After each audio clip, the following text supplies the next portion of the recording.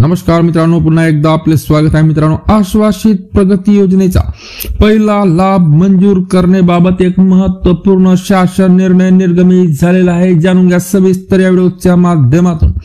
तत्पूर्वी मित्रांनो, आपण चॅनलला सबस्क्राइब केलं नसेल तर चॅनलला सबस्क्राइब करून घ्या, व्हिडिओला लाईक करून ही आनंदाची बातमी आपल्या मित्र परिवाराला सुद्धा शेअर करायला विसरू नका। तर मित्रांनो, 7व्या वेतन आयोगानुसार आश्वासित प्रगती योजनेचा पहिला लाभ मंजूर करण्याबाबत महसूल व वन विभागाकडून दिनांक 14 जानेवारी 2025 रोजी महत्त्वपूर्ण शासन निर्णय निर्गमित करण्यात आलेला आहे।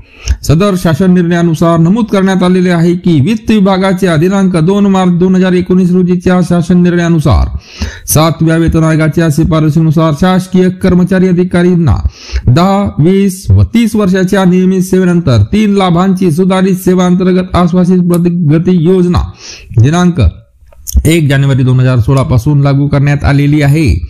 तसेच सदर योजनेनुसार नोंदणी व मुद्रांक विभागातील सहदुय्यम निबंधक वर्ग 2 सह जिल्हा निबंधक वर्ग 2 संवर्गातील अधिकाऱ्यांना गट ब वेतन श्रेणी 93 से 34 8 से ग्रेड पे 44 से या पदावर सलग 10 वर्षाची नियमित सेवा पूर्ण झालेल्या अधिकाऱ्यांना आश्वासित प्रगती योजनेचा पहिला लाभ वेतन श्रेणी 93 से 34 से 8 से ग्रेड पे 44 से मंजूर करण्यात येत आहे।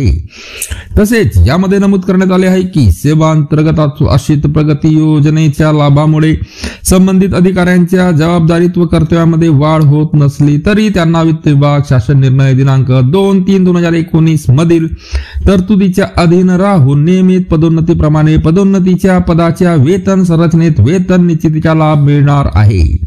तसेच प्रत्यक्ष पदोन्नती नाकारलेल्या अथवा नियमित पदोन्नतीस अपात्र ठरलेल्या अधिकाऱ्यांना या योजनेचा लाभ देय होणार नाही व या योजना अंतर्गत वरिष्ठ वेतन श्रेणी दिल्याच्या व नंतर प्रत्यक्ष पदोन्नती नाकारलेल्या व पदोन्नतीस अपात्र ठरलेल्या कर्मचाऱ्यांना देण्यात आलेला लाभ काढून देण्यात येईल, मात्र दिलेल्या लाभाची वसुली करण्यात येणार नाही असे नमूद करण्यात आलेले आहे।